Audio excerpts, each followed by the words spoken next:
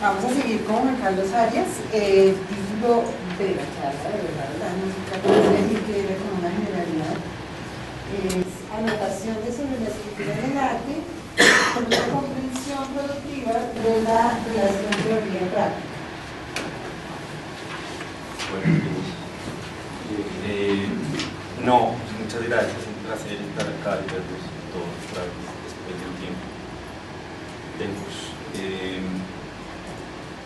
Varias cosas antes de empezar. Cuando Pilar me invitó, inmediatamente dije, ¿qué hago? Digamos que no es un tema que yo estoy trabajando ahora, investigación en artes. Alguna vez escribí algo para la editorial de la revista Cuadernos sobre escritura, y esta vez traté de pensar en un tema nuevo, pero me encontré con el límite de no saber exactamente cuáles son nuestros problemas con la investigación. Es decir, traté de encontrar otro problema que no fuera la escritura y decir, bueno, este problema también es importante, también estamos peleando con esto, pero me di cuenta que no sé muy bien contra qué estamos peleando al final. La semana pasada pude estar un día acá y escuchar las opiniones y me doy cuenta que muchos también sienten que hay muchos prejuicios en esta pelea contra la institución y contra la noción de investigación. Y entonces yo creo que un primer paso es desarmar muchos de los prejuicios que tenemos con la noción de investigación. Y creo que hay que ir paso a paso, ir planteando preguntas muy puntuales, y por eso yo decidí retomar el texto sobre la escritura, ampliarlo y incluir una reflexión sobre la relación teoría-práctica y ponerlo a discusión con ustedes, porque creo que yo no creo que yo vaya a sostener aquí una postura sobre la investigación en general. Si quiero sostener algo es que creo que no hay que hablar de la investigación en general, sino que creo que hay que hacerse preguntas muy puntuales. Por eso mi pregunta puntual es sobre la escritura. Yo siento que hay muchos prejuicios sobre la escritura, y por eso quiero hacer una propuesta de cómo entender la escritura en el arte y también de cómo entender la relación teoría-práctica, porque siento que estamos anclados a 1000 prejuicios que yo ya no veo tan claros, como la oposición teoría-práctica, la oposición imaginación-razón, libertad, constreñimientos. Es decir, yo creo que hay muchas cosas que empezar a cuestionar, porque si no vamos a seguir dando vueltas en una pelea con una institución imaginaria que no sé muy bien dónde está. Para ser coherente con el tema, escribí un texto en todo vale. Además, porque el tema tiene cierta complejidad y prefiero seguir mi texto, aunque creo que haré algunos comentarios. La última aclaración es, yo no quiero defender, y creo que lo digo al final de este texto, yo no quiero decir que todos los artistas tengan que escribir. Quiero decirlo para que nadie vaya a pensar que estoy imponiendo un dogma o una norma para la investigación en artes. Solo quiero tratar de mostrar que la escritura es muy importante si se piensa de otro modo, y que pensándola de otro modo tal vez sea muy útil en los procesos de investigación y creación. La separación entre teoría y práctica parece seguir siendo un supuesto permanente en muchas esferas del campo del arte en Latinoamérica. Quienes hemos participado en cualquier nivel de la educación en artes, hemos escuchado o hasta participado en los reclamos de estudiantes y profesores por tener que leer y escribir textos teóricos. El problema en este caso, sin embargo, no parecen ser los textos en sí mismos, sino la proporción justa de teoría que un artista está dispuesto a aceptar dentro de su formación e incluso dentro de su ejercicio de creación. El problema no es la teoría en sí, sino demasiada teoría dentro de un ejercicio que en esencia sería práctico. La teoría en este sentido es entendida como un campo o ejercicio exterior a la creación, que se acepta en una dosis mesurada, a pesar de que sus beneficios no siempre sean del todo claros. También existen quienes, más abiertos a otros campos del saber, aceptan la teoría como parte fundamental de su hacer, en tanto enriquece de diversas maneras la práctica creativa. Esta aceptación sigue suponiendo, sin embargo, una separación respecto a la práctica, pues en muchos casos se reduce a aplicar conceptos concretos a sus obras. Así, tenemos artistas que usan o incluso se inspiran en el rizoma deleuziano o en la deconstrucción derridiana, entre muchos otros, para producir obras con un contenido teórico crítico.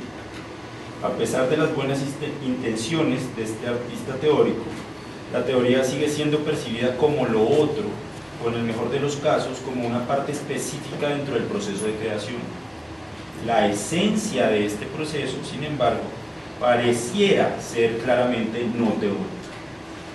Contra esta idea que voy a leer. No es mi intención señalar estas prácticas como erróneas, sino plantear algunas preguntas que surgen de dicha relación entre teoría y práctica en el arte hoy. ¿Qué imagen de la teoría es la que sostiene esta separación? ¿Qué entiende por teoría un artista que se niega a leer o escribir en exceso, o un artista que busca conceptos para aplicarlos a su obra? ¿Es posible oponer a esta comprensión de teoría una comprensión otra desde la cual la relación con la práctica deje de ser pensada en términos de exterioridad excluyente o aplicativa? Diversos autores han propuesto una comprensión de la teoría que comienza por repensar y en algunos casos disolver su distancia con la práctica. Jonathan Dronsfield, por ejemplo, se pregunta cómo pensar la teoría no antes de la práctica, yo añadiría no después de la práctica, sino en tanto práctica. Irit Rogov, en su texto ¿Qué es un teórico?, afirma que la teoría es primero y ante todo esa disolución entre los límites de teoría y práctica, la cual hace imposible, en sus propias palabras, cito, responderse a la pregunta ¿qué es un artista?, sin preguntarse ¿qué es un teórico? Esta es la cita. No me interesa aquí resumir la postura de estos autores, sino rastrear un posible espacio de esa disolución, la escritura. Mi interés radica en desarrollar la idea de un escribir con la obra de los artistas más que sobre ella, con el fin de explorar una relación entre teoría y práctica que no se entienda como un puente entre dos polos, sino como un ejercicio de producción con materias expresivas diversas. ¿Qué papel desempeña la escritura en el arte? Quisiera servirme de un ejemplo concreto para mostrar brevemente la relación fundamental entre escritura y arte. Tal vez muchos conocen esta parte por la editorial de la revista que ya mencioné. En la década de los 40, durante los últimos años de su vida, el cineasta ruso Sergei Eisenstein emprendió el ambicioso proyecto de escribir un texto en el que se construyera un método para comprender y potenciar la creación artística. Método, que es su nombre, más que un libro, era un proyecto de escritura que abordaba diversas ramas del conocimiento, con el fin de identificar la lógica constitutiva de la obra de arte. Desde la antropología y la biología hasta la imagen audiovisual, Eisenstein emprende un proyecto de investigación para mostrar que el cine es la forma última de un proceso de desdoblamiento de las formas, según el cual el movimiento de cada uno, ser viviente o objeto estético, reproduce y amplifica el movimiento de la totalidad de la humanidad, del arte, de la producción humana en general. Ahora bien, la pregunta central es qué papel desempeñaba Método dentro de la producción artística de Eisenstein. ¿Cómo se articulaba en ese ejercicio de escritura la relación entre teoría y práctica cinematográfica? Cuando Eisenstein habla del método, no se refiere a un sistema o a una estructura de comprensión de la obra de arte. Esto es evidente en la forma de escritura del texto mismo. Método está escrito a partir de diversos injertos conceptuales en los que el autor avanza, cruza y une elementos y conceptos insertándolos permanentemente en campos nuevos de aplicación para conectar lo que pertenece a estratos diversos del pensamiento. Más que un sistema, Método presenta a la escritura misma como un proceso de interconexión de diversos ámbitos del pensar. De esta manera, el texto de Eisenstein no se convierte en una simple disertación teórica sobre la práctica cinematográfica. No es un texto que pueda ubicarse antes, en tanto plantee los principios de composición, o después como una especie de ejercicio de crítica de la obra cinematográfica misma.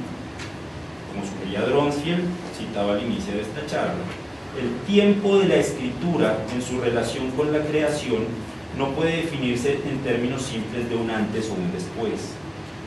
Eisenstein muestra precisamente que la relación entre el texto y la práctica cinematográfica es más compleja. El movimiento de la escritura replica el movimiento constitutivo del cine mismo. El movimiento del concepto es análogo al movimiento de la imagen cinematográfica. El texto no explica la lógica constitutiva del cine, sino que pone en escena dicha lógica en la escritura misma, y no solo en los contenidos que articula. Podríamos afirmar que Method está escrito de la misma manera como se hace una película. Así, el texto no es simplemente una producción paralela en la que se da cuenta de una u otra manera de la creación artística. El texto no explica la obra, no funciona como un manual para que el espectador comprenda aquello que en toda obra de arte se oculta y escapa a la simple definición analítica. El texto es una réplica de la lógica misma de dicha creación. La fórmula funcionaría también en sentido contrario si afirmáramos la obra es una réplica de la lógica textual. La escritura establece una relación de resonancia a la manera de dos cuerdas que se mueven gracias al mismo impulso por una especie de continuidad del movimiento, haciendo imposible discernir cuál mueve cuál. ¿Qué es lo que hace posible esta resonancia entre texto y obra? En un corto ensayo, el profesor Jonathan Dronsfield afirma que la investigación en artes siempre se ha ocupado de aquello que la obra dice, así como de aquello que puede decirse sobre una obra. Si la obra dice algo, o podemos decir algo sobre ella, afirma Dronsfield, es porque hay en ella algo escrito, un texto que subyace a toda obra, aunque ésta no incluya ninguna palabra o signo legible. Más que las famosas interpretaciones de la obra de arte como texto, Dronsfield parece seguir aquí la idea de una escriturabilidad de la obra de arte planteada por el filósofo francés Jean-Luc Nancy. En un bello texto que reflexiona sobre la escritura de catálogos para exhibiciones de pintura, Nancy afirma que la función de un texto no es la de explicar el significado de una obra, sino enunciar las condiciones de legibilidad de la misma. Nancy acierta al afirmar que la visibilidad de toda obra depende de ciertas condiciones de legibilidad. El mirar, lejos de ser un acto natural y espontáneo, es una práctica que responde a ciertas condiciones y contextos. Cierta legibilidad es siempre condición de lo que es visible y lo que no. Nancy se opone a ese supuesto idealizador y algo ingenuo según el cual para acceder a la obra es suficiente mirar o escuchar en silencio o con la inocencia de un niño. Estas condiciones de legibilidad que determinan nuestro acceso a la obra dependen de diversos factores externos, pero sobre todo están dadas por la obra misma. Toda obra pictórica, afirmará Nancy, contiene una legibilidad que va más allá de lo pictórico. Escribir sobre pintura entonces, cito, no es un asunto de aplicar un modelo lingüístico o semiótico a lo pictórico, más bien es un asunto de lo que dentro de lo pictórico es no pictórico, y tal vez un asunto entonces del hecho de que lo pictórico no es nunca y en ninguna parte pura y simplemente pictórico. Escribir acerca de pintura debe empezar siempre con un trazo, una pincelada escrita, un trazo de escriturabilidad y legibilidad que la pintura misma oculta. Hasta ahí va la cita de Nancy. El significado de la obra, pensarán algunos, pero todos sabemos bien que aquello que hace legible a una obra no puede ser siempre articulado en términos de un significado. Hay algo más que lo pictórico, musical, performativo, etc. Hay algo más que lo pictórico, musical, performativo, etc. hace visible o audible. Es esa legibilidad lo que hace posible y deseable la escritura, no como un ejercicio externo, extraño a la obra, sino como un movimiento iniciado por ella misma, por sus trazos escritos en palabras de Nancy. En una entrevista concedida para Cahiers du Cinéma en diciembre de 1962, Jean-Luc Godard afirma a propósito de la importancia de la crítica en su obra cinematográfica, cito a Godard, en tanto que crítico, yo ya me consideraba como cineasta. Hoy en día sigo considerándome como crítico, y en cierto sentido lo soy todavía más que antes. En lugar de hacer una crítica, hago una película, dispuesto a introducir en ella la dimensión crítica. La crítica nos enseñó a que nos gustaran a la vez Rush y Eisenstein. A ella le debemos no excluir determinado aspecto del cine en nombre de otro aspecto distinto. hasta ahí Godard. Para Godard, la escritura crítica no era un ejercicio explicativo sobre el cine, sino un ejercicio cinematográfico en sí mismo. El cine no es el objeto de la escritura, sino que esta última es entendida por el realizador de la nueva ola como pensamiento cinematográfico. Y vuelvo a citar a Godard. Escribir para nosotros era ya también hacer cine, porque entre escribir y rodar y filmar hay solo una diferencia cuantitativa, no cualitativa. Hasta ahí la cita. Así, la escritura no es el otro del ejercicio práctico de creación, no es su condición previa, a manera de un guión o de una reflexión conceptual, ni su desarrollo posterior. Usando las palabras de Godard, cualitativamente la escritura es siempre simultánea al ejercicio creativo, a pesar de que uno de los dos medios, texto u obra, solo aparezca con posterioridad. Esta es la doble temporalidad de la creación artística, pensada como ejercicio autorreflexivo a través de la escritura. Es decir, ontológicamente escritura y obra siempre son simultáneas, aunque sea imposible hacerlo a tiempo. Aunque yo tenga primero que escribir para luego crear, o primero que crear para luego escribir. Pero realmente la temporalidad de la relación entre escritura y obra es mucho más compleja que escribo después de pintar o pinto antes de escribir. Ahora bien, ¿para qué replicar el movimiento de la creación en la escritura? ¿Cuál es la función de esta dinámica de resonancia? Tal como lo sugiere Rogoff, es decir, ¿para qué escribir? Tal como lo sugiere Rogoff, usando otros términos, en la construcción de la réplica del texto se abren nuevas posibilidades de comprensión, nuevos caminos de producción, en tanto en la escritura se hace posible una especie de contemplación a distancia de aquello que compone el hacer mismo del arte, desde el hacer material hasta la historia del arte como trasfondo de ese mismo hacer. Esto es evidente al examinar la gran cantidad de textos escritos por artistas a lo largo de la historia del arte. No se trata simplemente de elaboraciones teóricas sobre la obra.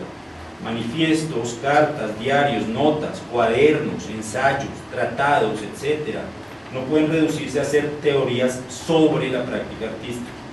Ni siquiera pueden leerse solamente como claves de comprensión de la obra. En 1963, por ejemplo, Man Ray afirmaba acerca de su autobiografía al discutir los detalles de su publicación con su editor. Cito a Man Ray: inspiración, no información, es el propósito general de este libro. Hasta ahí. Su desdén por la biografía informativa es evidente a lo largo del texto. Solo una fecha es mencionada en todo el libro. Piensen que es una autobiografía. Solo una fecha es mencionada en todo el libro, por ejemplo, y es falsa. Man Ray se burlaba de este modo del hábito moderno de considerar la escritura como un ejercicio de develamiento de la verdad. El artista estadounidense proponía otro tipo de ejercicio: no explicar la obra o las motivaciones del autor, sino plasmar las contradicciones del proceso creativo. Para hacerlo, la clave estaba en la elección de un estilo. Esto es lo importante de la escritura de los artistas, más allá de la información efectiva que puedan aportar. No es lo mismo escribir un manifiesto que un diario o que una serie de aforismos inconexos. El estilo nos muestra que en la escritura los artistas ponen en escena el pathos que compone su hacer como artistas. Es en el estilo donde se replica su comprensión implícita de la práctica del arte. No es a través de definiciones racionales, como podemos comprender lo que significaba el arte para Van Gogh o para Klee, sino a través de las intuiciones que plasman en la escritura, en una forma particular de ella. Es en la escritura donde toman distancia de la creación sin separarse de ella. No dejan de crear cuando escriben, pero a la vez ponen en escena la lógica misma de su creación. No se trata entonces de una distancia racional y consciente, sino de una distancia implícita, algo como lo que ocurre cuando un director piensa el cine en sus películas. El cine dentro del cine no es otra cosa que esta distancia reflexiva sin salir del objeto mismo. La función del teórico, sea el artista mismo o cualquier otro, es precisamente introducir esta distancia. Distancia con respecto al hacer, pero, como señala Rogoff, sobre todo respecto a aquellos supuestos desde los que estamos acostumbrados a pensar objetos como el arte, y el arte como objeto. ¿Cómo hacerlo? ¿Cómo hacer todo esto que he dicho? Es tal vez la pregunta que todos nos planteamos permanentemente. Rogoff nos ofrece una pista que quizás termine siendo más desestabilizante que la pregunta misma. Debemos desplazarnos de un pensamiento de la especificidad, y con ello se refiere a buscar siempre una respuesta específica para una ubicación particular, para un proyecto particular, para una obra particular. Debemos desplazarnos de la especificidad, de un pensamiento de la especificidad, a uno de la singularidad, refiriéndose a una lógica de la propia organización de la obra. Este desplazamiento implica que la pregunta por el cómo no es una pregunta metodológica, no supone la noción de método, entendida de la manera tradicional. La única respuesta al cómo es la teoría misma, entendida como pensamiento de la singularidad de cada proceso de creación. Paradójicamente, no hay otra forma de responder a cómo plantear una comprensión productiva de la teoría práctica, ya no una relación aplicativa entre teoría y práctica. Por eso empiezo a hablar de teoría práctica y no de teoría y práctica. Entonces, ya no hay otra forma de responder a cómo plantear una comprensión productiva de la teoría práctica que la teoría misma, lugar donde se deshace la separación. La escritura es uno de los cómo, entre muchos otros por pensar, de esta nueva comprensión. Ahora bien, este carácter experimental, estilístico, intrínseco a la escritura, parece chocar permanentemente con ciertas exigencias institucionales sobre la investigación, las cuales parecen concentrarse en la publicación de artículos académicos en revistas indexadas. La pregunta es, ¿qué es exactamente un artículo indexado y cuál es nuestro problema con ellos? En términos prácticos, muy prácticos, hoy un artículo indexado no es más que un artículo aceptado por un grupo de pares académicos para su publicación en una revista que aparece, por lo menos, en un índice con reconocimiento nacional o internacional. Carolina Media, si me equivoco. Los criterios de juicio de esos pares responden a los criterios de lo que los índices y algunas publicaciones de renombre consideran un texto académico: una estructura predeterminada, un estilo unificado, un número de citas y referencias mínimo, entre otras cosas. Nuestro problema parece radicar en este estilo reductivo, dentro del cual muchas otras formas de pensamiento y producción parecen no caber. Sin embargo, la figura del artículo indexado implica otros problemas de fondo. Tal vez esto que voy a decir ya lo sepan. En abril de este año, la Universidad de Harvard pidió a sus más de 2.100 investigadores empezar a publicar los resultados de sus proyectos en espacios de acceso abierto, evitando revistas que cobran precios excesivos por el acceso a contenidos. Las revistas que más cobran son obviamente las revistas incluidas en los índices más importantes a nivel mundial. Además de los cada vez más altos cobros por acceder al contenido de los índices y revistas, costos que tal vez nosotros como profesores no conocemos, pero que las bibliotecas conocen perfectamente. De hecho, fue la biblioteca de Harvard la que pidió que se empezara a publicar en otras partes. Estos costos más altos ya existen, de hecho ya existen revistas de renombre internacional que cobran entre 500 y 600 dólares a los autores por publicar un artículo. Hoy es cada vez más difícil encontrar conferencias o coloquios internacionales en los que no se les cobre a los conferencistas por tener un espacio para presentar sus trabajos.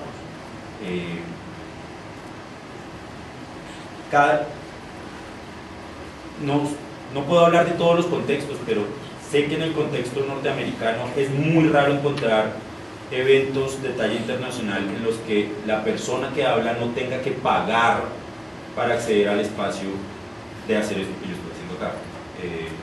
Y no son, bueno, depende, pueden ser 50 dólares, pero pueden ser 400 dólares para estar en un panel de 15 minutos en el que van a haber 4 personas. Para Harvard, la paulatina transformación de las publicaciones académicas en un mercado como cualquier otro ha vuelto la interacción escolar, cito lo que dice el memo, fiscalmente insostenible y académicamente restrictiva. Este caso, entre muchos otros, muestra que no se trata entonces de oponerse a un modelo de escritura como el representado por los artículos indexados, argumentando de entrada que los artistas no escribimos así. Muchos profesores escriben este tipo de textos y lo seguirán haciendo y seguirán encontrando en este tipo de escritura una herramienta útil para desarrollar y dar a conocer sus proyectos. El problema de fondo, en mi opinión, es la institucionalización de la escritura y la producción intelectual en general. Su reducción a un estilo único, casi dogmático. Dicha institucionalización implica muchas cosas.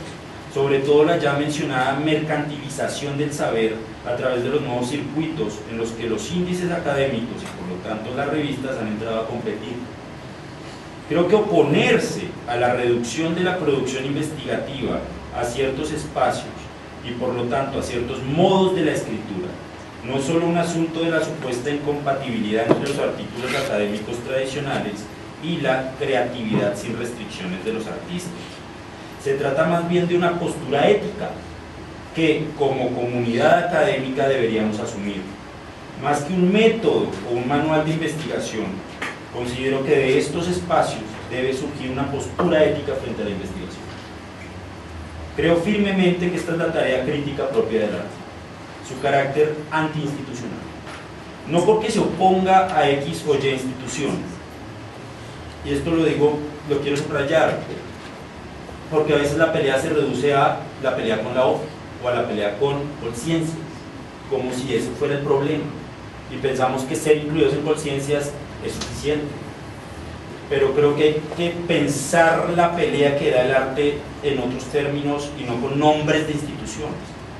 Entonces no creo que el carácter institucional del arte se reduzca a pelear con X o Y institución, sino porque su producción, la producción artística, siempre se resiste a la reducción mercantilista, a pesar de constituir uno de los mayores mercados del mundo, a la normatización y normalización perceptiva, a pesar de hacer parte necesariamente de museos y galerías como espacios oficiales de exhibición. Se opone también a la dogmatización del pensamiento, a pesar de hacer parte de la academia. Nuestra tarea, creo yo, es construir permanentemente esos a pesar de. No ha sido mi interés acá afirmar que toda investigación en artes que implique un proceso de creación deba incluir obligatoriamente la producción de textos escritos. Lo que sí creo es que la creación, si quiere además ser investigación, necesita de la introducción de una distancia, de un espacio reflexivo que abra el proceso a un diálogo diferente del que la obra misma plantea. Un diálogo planteado en otros términos, que incluya contextos o informaciones que la obra no tiene por qué incluir. La escritura es, por definición, uno de esos espacios de distancia. Si todavía nos negamos a producir textos escritos, es nuestra tarea, no la tarea de la OFI ni de conciencia, encontrar y proponer otros espacios que permitan dicha reflexividad.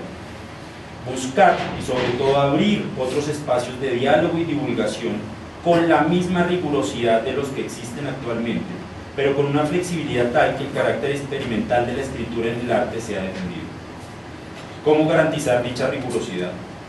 En el diálogo con la comunidad académica de la que hacemos parte, con eso que hace posible lo que hoy llamamos evaluación de pares, que se ha denigrado demasiado, pero que en últimas a lo que se refiere es a la existencia de una comunidad académica que dialoga entre sí. Esa misma comunidad que puede discutir, estoy usando aquí un ejemplo que escuché la semana pasada, esa misma comunidad académica que puede discutir si la grabación de sonidos simples de la cotidianidad pueden ser entendidos como obra de arte en un contexto particular y por lo tanto tienen validez como resultado de un proceso de investigación. Si pretendemos que la obra sea ella misma esa distancia, debemos aceptar primero que no toda obra abre un espacio de reflexividad sobre sí misma, sobre el proceso de producción, sobre su contexto y posibles lecturas. Si pretendemos que la obra sea el único resultado de una investigación, creo que debemos aceptar que dicha investigación debe partir de la pregunta por cómo hacer de la obra un espacio de reflexión sobre la obra misma. Creo que reducir la producción artística a reflexionar sobre ella misma es tan peligroso como negarse radicalmente a hacerlo. Por eso sigo creyendo en la utilidad y necesidad de la escritura o cualquier otro espacio de distancia en la investigación. Gracias. Si tienen preguntas. Lo que más me interesa es hablar con usted.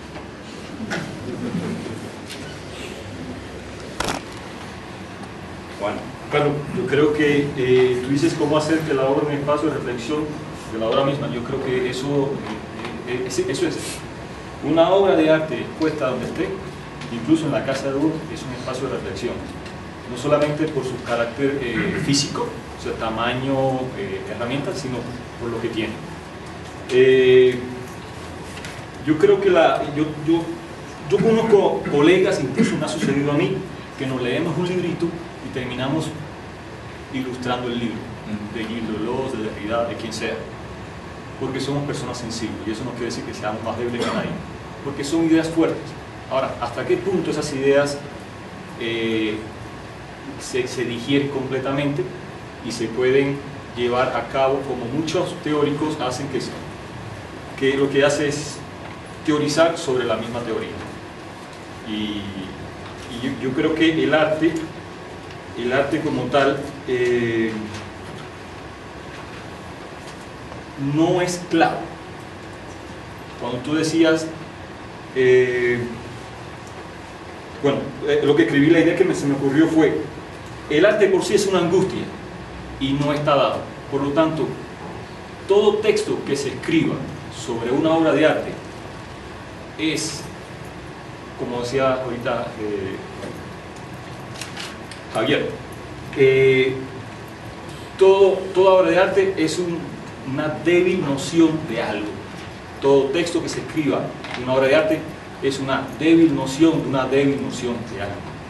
Entonces, ¿hasta qué punto un texto escrito por un artista puede ser de alguna manera entendido cuando incluso una obra de arte, en el momento en que, y no estoy hablando generalizando, sino digamos en el punto mío particular, en el punto mismo que sea develado, la cosa en sí deja de importar? Ese misterio, esa angustia deja de ser excitante para la producción de una obra de arte. Yo creo, ahora no sé si fui claro, pero creo que lo que estaba tratando de decir es que hemos tal vez cometido un error al pensar que la escritura es ese ejercicio por el cual se explica eso que en la obra de arte no se comprende. Es decir, no es nuestra culpa, es culpa de la tradición moderna de la escritura, que nos ha hecho pensar que toda escritura es un ejercicio de develamiento de la verdad. Y entonces pensamos que cuando tenemos enfrente un texto, a través de ese texto vamos a entender más el objeto del texto. Cosa que no ocurre necesariamente cuando estamos enfrente de una obra de arte, aunque creo que también tenemos ese prejuicio muchas veces. Enfrente de una obra tratamos inmediatamente de saber qué es, cuál es el significado.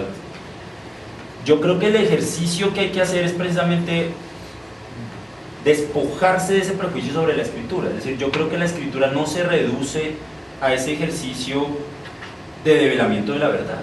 Es decir, esa es una noción de la escritura muy chiquita que existió durante un tiempo, pero que no reduce lo que es el ejercicio de la escritura en su totalidad. Mi propuesta es precisamente experimentar formas de escritura que no tengan que ver con tratar de sacar a la luz eso que la obra se esfuerza por ocultar y que la hace obra de arte, sino por tratar de, en algún otro texto sí, este término, yo creo que la escritura es siempre un rodeo alrededor de eso, de lo que no se puede hablar, de eso que no se puede mostrar. Pero ese rodeo es tremendamente importante porque obliga a poner en otros términos eso mismo que la obra está ocultando. Pero en el ejercicio de ponerlo en otros términos se gana muchísimo. Se puede ganar una claridad para el creador, pero también se puede ganar el establecimiento de un diálogo en términos diferentes con otra comunidad, y se pueden ganar otros tipos de acceso que no tienen que ser necesariamente accesos de ahora yo ya entendí la obra de arte, o ahora yo ya le pude explicar a usted qué es lo que estoy haciendo. Es decir, yo sí defiendo, y me gusta esa idea que defendía Javier, yo sí defiendo cierta confusión y cierto derecho a la confusión en la escritura. Es decir, hay que dejar de pensar en la escritura como una ventana absolutamente clara a la verdad. Por eso mi defensa es del estilo. Es decir, creo que es en el estilo en donde está la experimentación, más que en el contenido de ahora yo ya pude decir lo que yo siento y quiero hacer en esta obra es esto. Pero yo sí creo que el ejercicio estilístico aporta una distancia crítica muy interesante en el ejercicio de creación. Ahora, estoy totalmente de acuerdo. Yo lo que creo es que hay que pensar de otra manera la escritura, y no como esa violencia sobre la obra de arte que trata de sacarla a la luz, sino como una resonancia de ese proceso en el que se está ocultando algo y que hace que la obra sea obra. No, me parece chévere lo que dices sobre no solamente entender la escritura como escribir sobre o escribir para, sino escribir con el proceso mismo de la creación. Y los ejemplos que dijiste de Godard y de Ensis también los conocemos, me parecen chéveres. Hay uno de Cage interesante que es Silence, que es una obra que no es sobre ninguna otra obra, pues es como una obra en sí misma, súper inconexa, súper rara, como todo de Cage, y tiene valor en sí mismo, o sea, no está comentando ninguna otra cosa, pero creo que ahí Cage, digamos, encontró como otro medio de expresión distinto al que es propio de la música, que sí es el tiempo y el sonido, digamos. Pues es una exploración chévere, pero me parece que sí, es decir, mi posición frente a esto sería que los escritos, cuando digamos están tratando de pensar algo más que también pensó de obra de arte o no pensó lo que sea, los escritos son una resonancia, pero no veo muy clara esa reciprocidad, o sea, no creo que la obra pueda ser una resonancia del escrito, o sea, creo que hay una diferencia entre sonido y resonancia, o sea, creo que hay alguien que sí está emitiendo como la entonación y hay otra cosa que resuena. Creo que el escrito sí de todas maneras está en un nivel de resonancia, mientras que la obra pues tiene como un estatuto, digamos, no sé más. Pero ¿no crees que eso todavía responde a nuestro prejuicio de que la escritura está subordinada a otra cosa? Es decir, que la escritura siempre representa algo más. Porque tú me dices, para mí todavía es imposible aceptar que el texto puede tener la misma dimensión ontológica que la creación, porque siempre hay alguien que hace algo primero y después escribe. Yo creo que todavía eso es un prejuicio del que hay que deshacerse. Pero incluso se ocurren al mismo tiempo retroalimentándose. Creo que al final, si soy compositora de la obra, es lo que está ocurriendo en el tiempo y lo que está sonando. Ah, ya entendí. Es decir, claro, en tanto artista se trabaja con una materia expresiva que no es el texto escrito. Sí, estoy de acuerdo. Pero lo que creo es que hacer el ejercicio de incluir la materia expresiva del texto escrito puede ser muy útil, a pesar de que siga siendo más importante la materia expresiva del artista. Sí, estoy de acuerdo. Por eso es obvio que no se necesita escribir para crear. Lo que yo creo es que hay una utilidad de la escritura. Sí, a veces es chévere. Pero por eso dije desde que no creo que todo proceso de creación necesite la escritura o que sea un dogma que hay que... Pero sí creo que el ejercicio de desplazarse entre materias expresivas puede ser muy útil, y sobre todo si uno está pensando en que en tanto proceso de investigación hay que dar cuenta de alguna manera de lo que se está haciendo. No, pues yo creo que a mí me parece como muy acertado, ¿no? Pues lo que dice Juan Carlos. Yo un poco como de mi experiencia más como artista, porque pues yo teórico pues no soy, ¿sí? Pero evidentemente pues yo creo que la práctica genera la teoría y la teoría enriquece la práctica, ¿sí? Entonces como una estructura, ¿no? Como helicoidal, ¿no? Como una doble hélice, donde precisamente estas dos partes creo que son simultáneas de alguna manera. Entonces creo que el problema no es tanto como creo que se está problematizando mucho la investigación, ¿sí? Cómo hacemos investigación. Yo creo que eso se está haciendo todo el tiempo de una manera, ¿sí? Sino yo creo que el problema es precisamente cómo esa manera como nosotros abordamos la escritura, ¿sí? Cómo abordamos la práctica, tiene validez, digamos, dentro de una institución donde, digamos, donde las cosas se miran más como un producto, ¿sí? Es decir, mi obra solamente tiene validez si cuando está expuesto a hacer el catálogo dice mi nombre, que soy profesor del Departamento de Artes Visuales y que soy de la Pontificia Universidad Javeriana, ¿sí? Entonces, yo creo que el problema está ahí, cómo se entiende eso como una obra y no como un producto que solamente tiene validez cuando aparece un nombre, ¿sí? Está señalado con unos parámetros. ¿Y por qué no tiene validez cuando simplemente es una obra que hice? ¿Sí? Lo mismo pasa con la escritura, ¿no? O sea, hay otros espacios donde uno como artista, precisamente que no es propiamente teórico, que está investigando por una manera que no está dentro de estos formatos o de todo eso, se está haciendo algo que obviamente pretende generar aportes, ¿no? Pretende generar conocimiento, pero que tampoco tiene validez, ¿no? Por ejemplo, un artículo en la revista Puntos, pues, no tiene validez, ¿sí? Digamos como producto, ¿sí? Pero obviamente sí tiene mucha validez, ¿no? Como precisamente eso que nosotros como artistas, o la manera como artistas empezamos como a interpretar esa manera de proponer, ¿no? Y generar conocimiento, ¿no?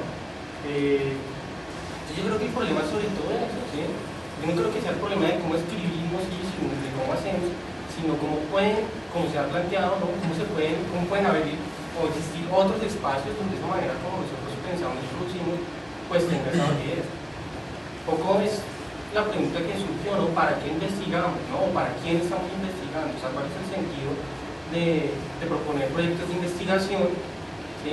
Si de todas maneras de pronto va a lograr esos mismos objetivos de otra manera, ¿no? Realmente no tiene esa validez que tiene como pensar, no estoy investigando, ¿sí? Sino que pues lo estoy haciendo, pero de otra forma.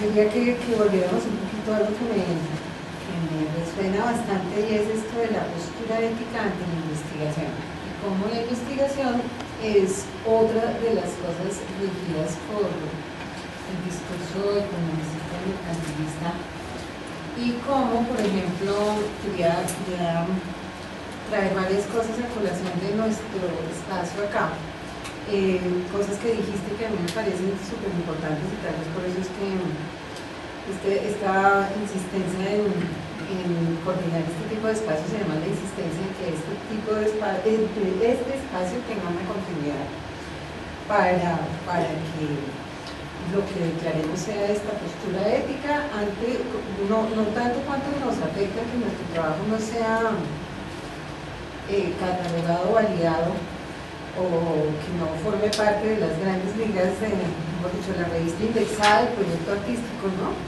Sino que es lo que estas posturas están atacando de lo que nos concierne como creadores de sensibilidad, o gente que trabaja a partir de la sensibilidad, una forma de conciencia que le está haciendo harta falta a pues, este planeta. Entonces es como retomar esto de esa postura ética y retomarlo del espacio de conversación posible dentro de un espacio académico, cómo eso crea comunidad de pensamiento, no porque se parezca y se iguale, sino porque circula, porque se conversa. Quería traer esas dos cosas acá, porque creo que por ejemplo, ahorita que estaba hablando Javier y hablaban de la responsabilidad de Acofartes, de hacer la tarea de presentarse ante esta instancia de las políticas, y se hablaba de que las facultades deberían hacer una tarea.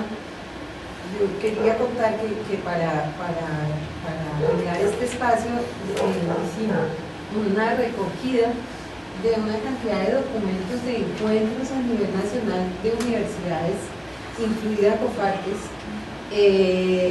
que suceden como este, y quedan, si con buena suerte queda un documento de esas charlas, pero no hay unos accionarios de conversación, de creación de documentaciones, cosas que recojan esa reflexión, la discusión y la construcción de algo que decante todo eso. Entonces, una de las cuestiones que yo más me preguntaba era cómo hacer un evento que no sea igual a todos, es decir, que invite a gente que piensa desde la filosofía, desde las artes, desde todas partes, a que digan qué pasa con esto, y queda eso allí y ya.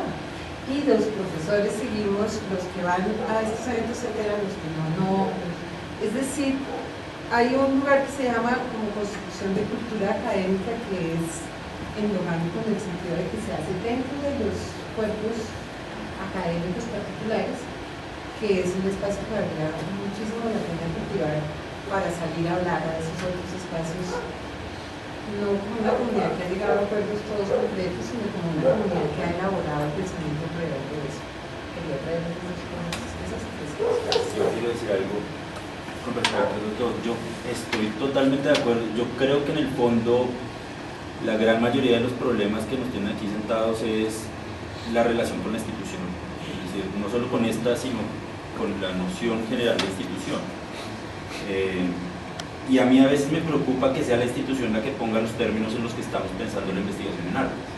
Por eso es mi llamado a asumir una postura ética ante todo, es decir, a que nosotros mismos pongamos los términos en los que queremos pensar la investigación en artes aquí, que siempre van a estar en contra de la institución, pues sí, pero digamos, esa es la postura que hay que asumir. Yo no creo que estos encuentros, es mi pesimismo institucional, vayan a salir soluciones prácticas definitivas con las que ya vamos a poder estar investigando de las maneras ideales que queremos, además porque creo que esas maneras ideales van a cambiar en 2 meses y otra vez vamos a estar peleando.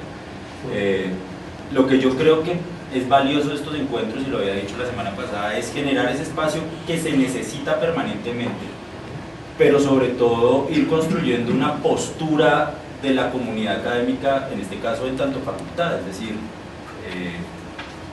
sé que es difícil llegar a ciertos acuerdos, pero hay posturas básicas que se pueden asumir, como por ejemplo, le apostamos a otros espacios de publicación, es decir, como facultad, sí, jugábamos al espacio indexado, pero también generamos otros espacios de valor como la revista Puntos, en la que publicamos nuestras producciones más importantes, porque lo que empieza a ocurrir es que para la revista Puntos empiezan a leer los textos más que escribí más rápido, y para la revista Cuadernos, que está ahora indexada, los más importantes. Entonces creo que también es una postura y una actitud de la facultad como comunidad. Yo creo que esos espacios también se pueden hacer espacios de resistencia, y por eso me gusta cuando tú hablas de a pesar de. Yo creo que precisamente la revista es un espacio en donde se puede hacer las cosas a pesar de. Es decir, ya nos ganamos una indexación, entre otras cosas, nos ganamos una de esas privadas de las que estaba hablando Juan Carlos, esas de las multinacionales, que es la de Scopus. Y ayer nos dijeron también que entramos a una abierta, que es la latinoamericana de DALIC. ¿Sí? Que es precisamente una política que es más de América Latina, y es el acceso abierto al conocimiento, que no está pagado y que no está regulado por esa cosa mercantil tan espantosa que son los índices. Pero creo que precisamente el hecho de haber jugado con las maneras como funciona, y al haber entrado a los índices, nos permite ahora decir, bueno, pues nosotros publicamos y tenemos unos espacios para publicar unas maneras de escritura que no son las usuales. Tenemos que publicar, claro, para seguir permaneciendo en los índices, unos artículos de investigación con todas las maneras como se escriben los artículos de investigación científica, pero tenemos otros espacios para que los artistas participen, y los tenemos diseñados, pero los artistas no participan. Hay un espacio de presentación de obra artística donde el artista puede llegar y decir, escribir, experimentar con su escritura la manera como quiera escribirlo, y es un espacio indexado, y los artistas no lo están usando. Entonces también es un llamado a que precisamente seamos activos como comunidad para utilizar esos mismos medios que están allí para erosionar esa cosa de la institución desde adentro de la institución. Sí, ya está un poco desconectado, lo que sigue es tú y puedes explicar.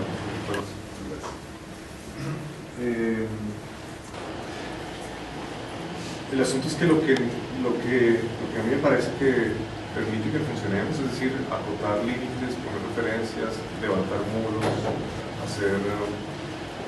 buscar una posición y un lugar en el mundo, finalmente nos sirven en principio para empezar, pero luego se convierten en la jaula que nos atrapa. La institucionalidad, la legitimación, ¿sí? Son límites, porque a propósito del ejemplo de Colombia Creativa que tú traías a colación, porque las universidades se niegan al evento de la vida, ¿cierto? Y porque no ceden en su capacidad de legitimar un saber, ¿sí? Porque se deslegitimarían a sí mismas de una manera formal, en tanto ellas existen institucionalmente, supuestamente como poseedores de un saber. Entonces, si no lo pueden hacer desde ese lugar, ¿desde dónde lo van a hacer? Y se niegan a la posibilidad sensible de aprender aquello que está ocurriendo en la vida, ¿sí? Y me parece curioso, a propósito también de la relación entre obra y escritura, cómo el espectador mismo y el lector mismo, ¿cierto?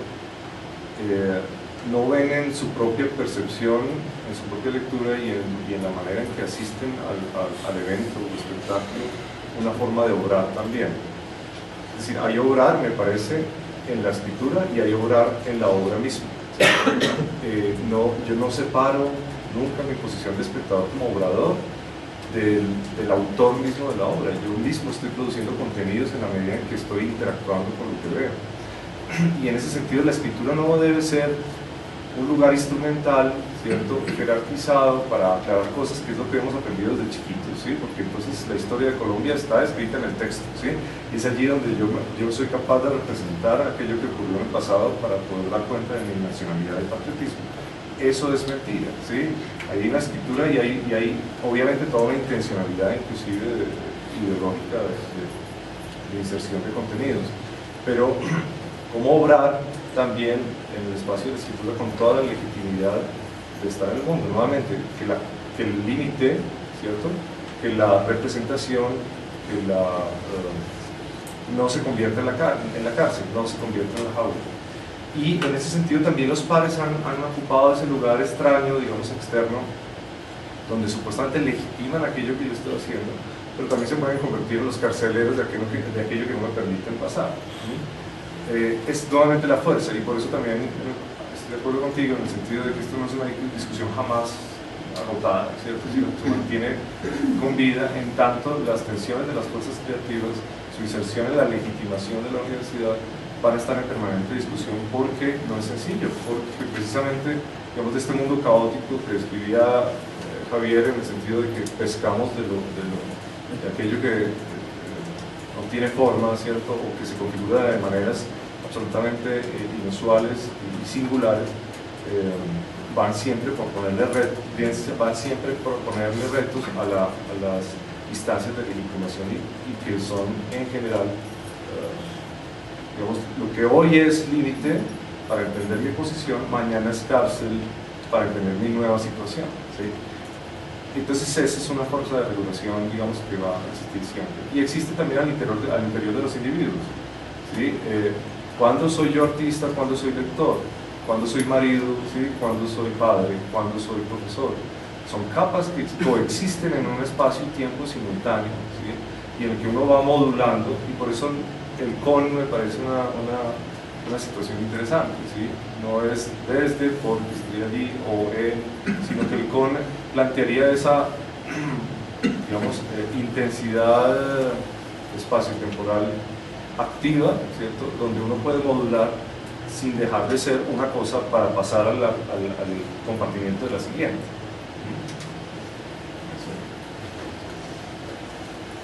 Pues bien, una de las cosas que me parece supremamente importante de esta charla, que es partiendo de romper un poco el prejuicio, es la validez de los antecedentes de esa teoría de los medios, ¿no?, y la escritura pensarla como una tecnología del pensamiento. Y creo que es una aventura tremendamente fascinante si volvemos a tomar el caso que tú citas, y es acusar lo propio, que es asumir, digamos, como método aborda la gramática de producción directamente relacionada con la creación, es decir, directamente relacionada con la producción cinematográfica. Igual que la obra de Cage aborda el silencio y la escritura la trata de materializar de alguna manera, asumiendo esa gramática y asumiendo la gramática que es propia de la creación. Es decir, yo creo que la aventura, y acá la propuesta, es mucho más epistemológica, es mucho más fuerte para poder, digamos que para los procesos de creación de cada uno, y es asumir realmente teoría igual pensamiento, no name dropping, o sea, utilizar a Deleuze para poner esto es como una, no sé, o sea, eso es patético en los proyectos de los estudiantes al final del grado, ¿no? Como toda la caja, y lo veo en jóvenes investigadores, ¿no?, que cogen todas las citas más potentes para poder explicar su obra. Sin embargo, lo que está aquí en juego sí es pensar la escritura como tecnología del pensamiento, el video como una tecnología particular del pensamiento, todos los medios, incluso la pintura, ¿no? Y ese es el reto. O sea, el reto del cambio que nos propone me parece que es tremendamente importante y que está muy ligada a la teoría de los medios, que eso particularmente se hace y es la mejor manera de asumir lo que nos estaba contando en la primera sesión que tuvimos nosotros, cuando la bailarina decía: nosotros nos toca volver a empezar de nuevo porque nunca hemos escrito desde el cuerpo, no hemos producido un saber sobre esto. Entonces, la única manera de producir saber y de entrar en la escena de investigación es siendo tremendamente responsables, porque desde la producción misma, desde las gramáticas del medio, podemos presentar los resultados, podemos presentar esto como investigación. Es, digamos, una manera de de lo que nos pasaba en Alemania. Nadie discute que ciencias, que artes son ciencias. O sea, nadie lo discute. Es decir, este tipo de conversaciones está, o sea, no es pertinente. Es decir, todos los profesores cuando llegan sus estudiantes le dicen, ¿usted está en una ciencia? Yo creo que sí, ¿no? O sea, el arte es una ciencia. Entonces, y es una ciencia en el sentido de que se ocupa con rigor de estos medios, de sus propias gramáticas, de sus propias competencias y hace potente la construcción de conocimientos en sí. Es como la cosa que me encanta de la ponencia, y es poder ponernos a reflexionar en esos otros términos. Entonces, gracias, y me parece que ahí sí pues podemos entrar en un diálogo también muy interesante. Carlos, es que creo que también toca un punto álgido y muchos elementos de esta discusión tienden a ser a priorísticos, nosotros suenan a prejuicio. En los foros que se han estado organizando para escuchar, digamos, qué cosas proponer a la nueva Vicerrectoría de Investigación respecto al arte, muchas voces desde otras facultades dicen que esos problemas se parecen mucho a los que tenemos en investigaciones en matemática pura, en lógica pura, en física teórica. O sea, no se creen tan distintos.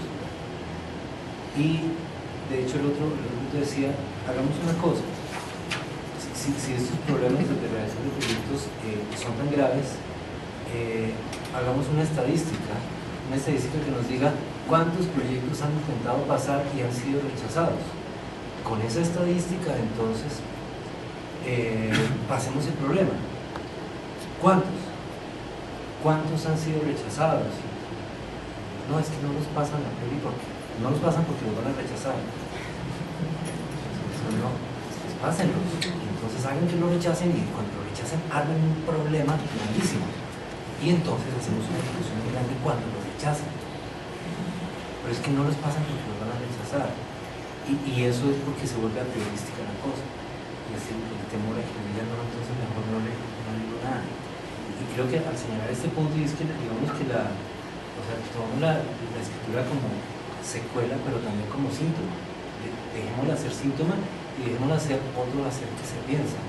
Hagámosla. Y en el caso de pasarlo a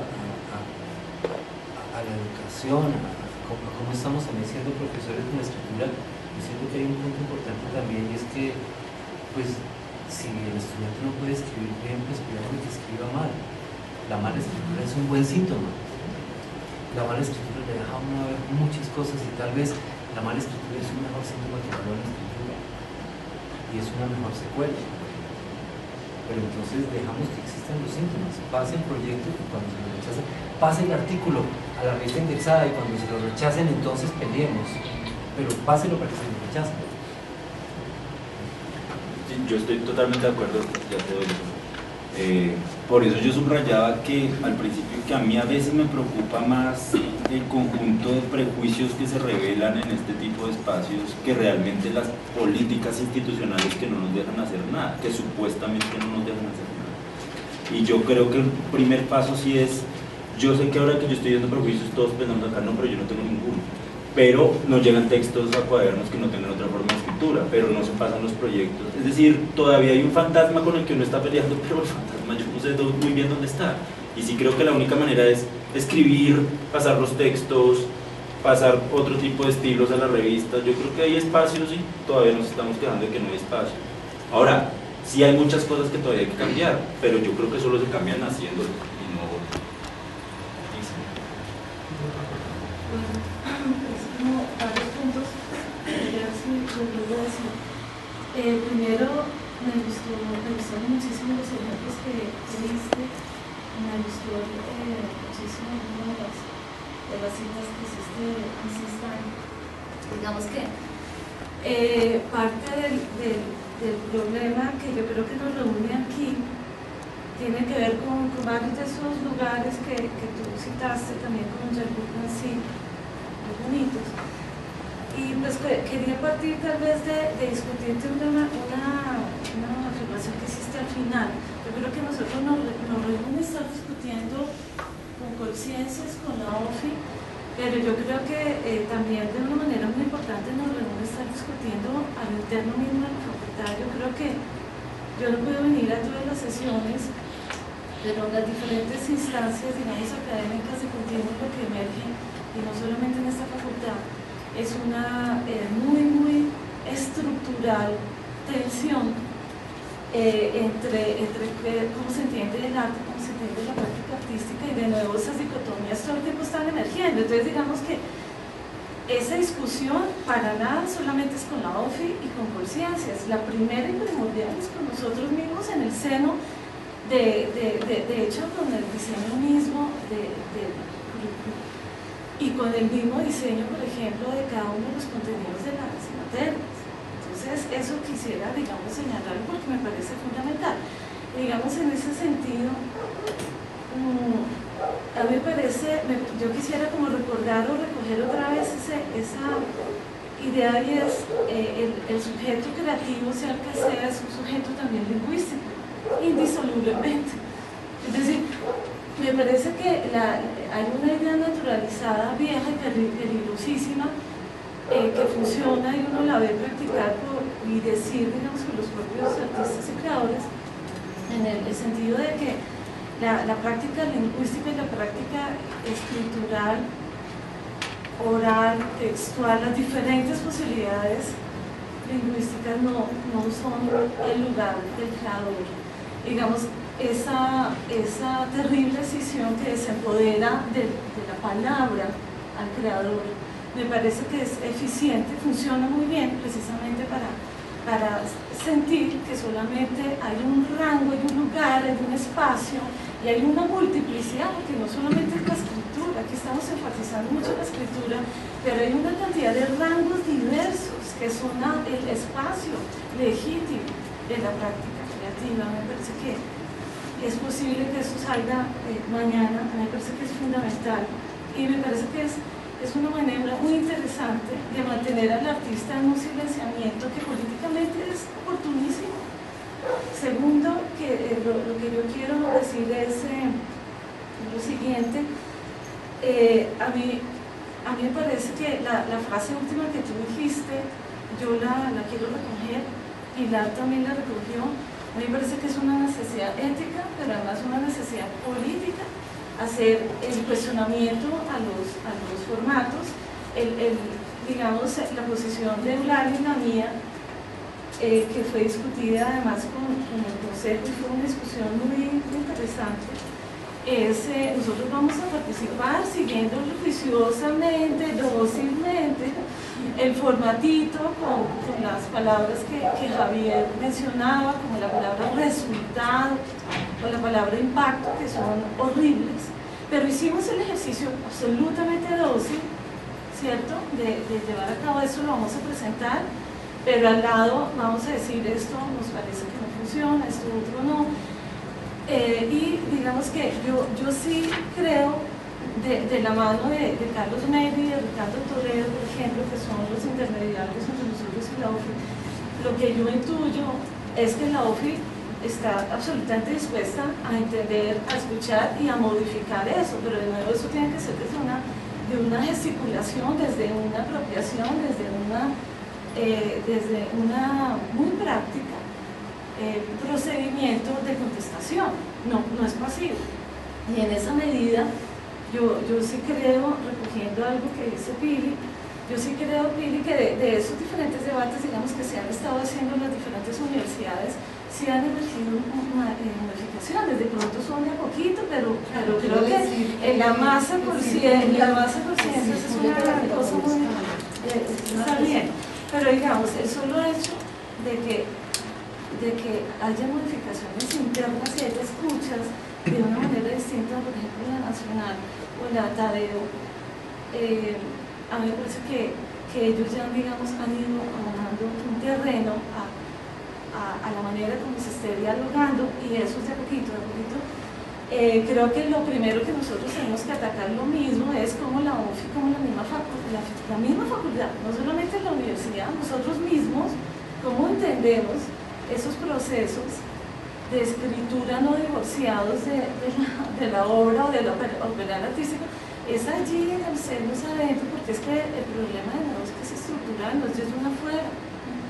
Entonces, a mí sí me parece que es una necesidad, pero no solamente una sociedad, sino una urgencia, y de plantear una posición ético-política de la facultad y de nosotros, de abajo hacia arriba. Eso suena un poco demagógico de malas, me parece, yo creo en eso, pues desde abajo hacia arriba.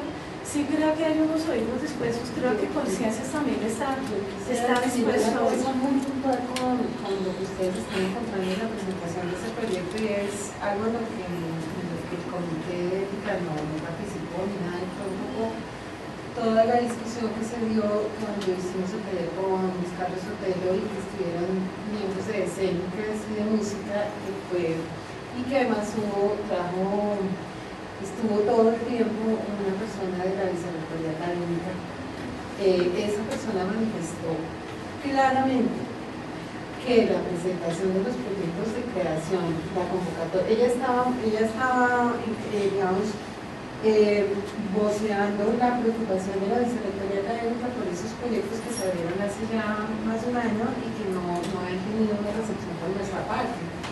Y digamos que ahí quedó clara la posibilidad de que las personas que presentan los proyectos adaptaran esto, o sea, de entrada se cogieran la alternativa de decir: esta es mi forma, esta es mi forma de presentar el proyecto, como abriendo y creo que ahí nos falta un trabajo con el comité de ética fuerte, porque esa conversación que se dio dentro de un taller práctico, ¿cierto? Era un taller en el que todo el mundo estaba reflexionando sobre sus procesos de creación, nos reunimos a hablar sobre ellos y se discutían entre tanto los parámetros del medio de esta persona que trabaja en el medio anglosajón y que nos contaba todas estas discusiones desde allá con una perspectiva muy abierta respecto a la escritura, respecto a todo lo que se ha discutido acá.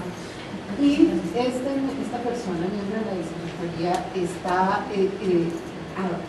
abrió con toda claridad la perspectiva de que el que mande su proyecto cree unos términos que considera adecuados.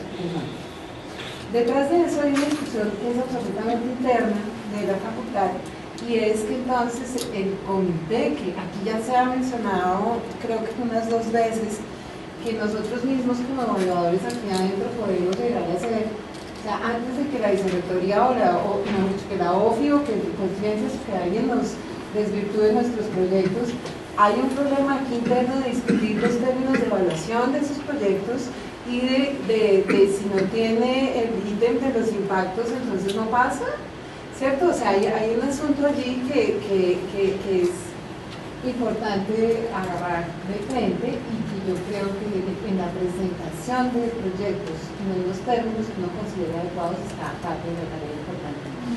Otra cosa que quería agregar, y cierro rápidamente, es que este problema de decir cómo presenta un proyecto, digamos, por ejemplo, yo para el proyecto de grado de mi tesis en la maestría de educación, tuve que hacer toda una lucha para decir que yo no iba a hacer un marco teórico, sino un marco contextual, porque consideraba que no iba a ser un marco epistémico, que no iba a ser un marco metodológico, sino que iba a ser. Y lo que hice realmente fue encontrar todos los sustentos teóricos que me permitieran hacer eso.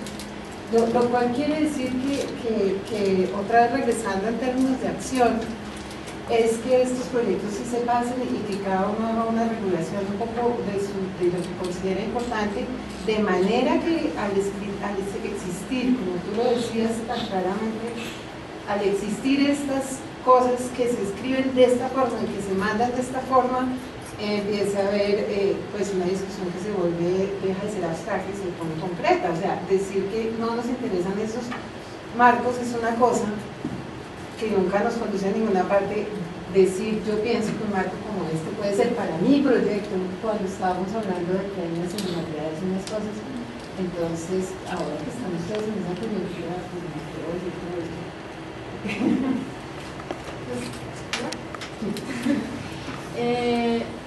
Es que, bueno, salen aquí como 2 puntos, pero yo quería como retomar algo que dijo Juan Carlos, que me gustó mucho, fue lo del fantasma, como se está cultivando un fantasma y lo estamos cultivando desde el pregrado, ¿no?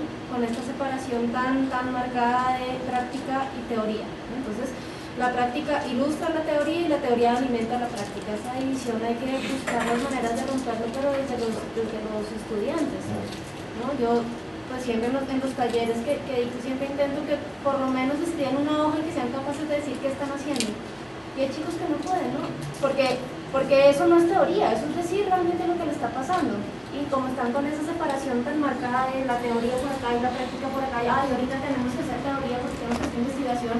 Entonces hay una separación que está sembrada desde el pregrado y creo que desde ahí lo hay que empezar a pensarlo también.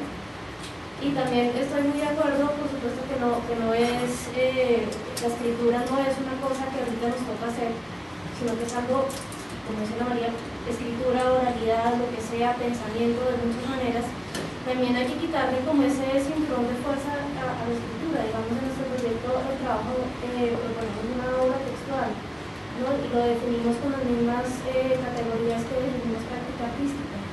Y también queremos, precisamente no sabíamos dónde proponer publicar ese texto y se quedó solo como texto publicable porque no queremos que tenga esa estructura tampoco. Queremos que se comporte igual que una práctica artística. Entonces creo que hay que pensarlo en ambos estancias y hay que tratar de buscar las maneras chiquitas de hacerlo con los estudiantes, que ellos sean capaces de decir qué están haciendo, qué está haciendo.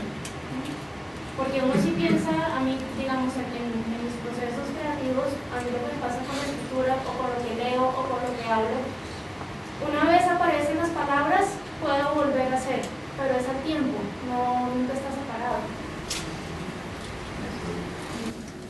Bueno, pues los invito a un y volvemos.